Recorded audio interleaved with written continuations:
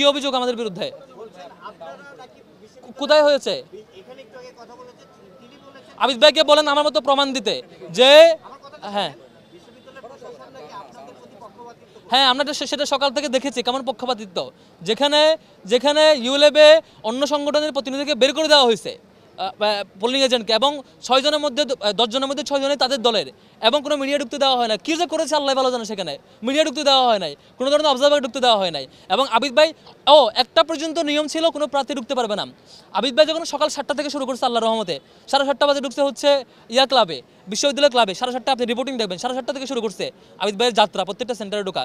তখন পর্যন্ত নিয়ম ছিল, আমি আমাদের নির্বাচন কমিশনারকে ফোন দিয়েছি, চিফ রিটার্নিং অফিসারকে, ঢোকা যাবে? বলেছে না ঢোকা যাবে না, কোনো প্রার্থী ঢুকতে পারবে না।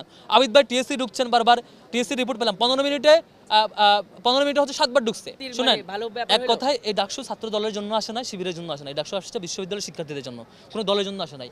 শিক্ষার্থীরা এখানে ভোট দেবে, শিক্ষার্থীরা যাকে প্রার্থী হিসেবে পছন্দ করবে তিনি জিতবেন।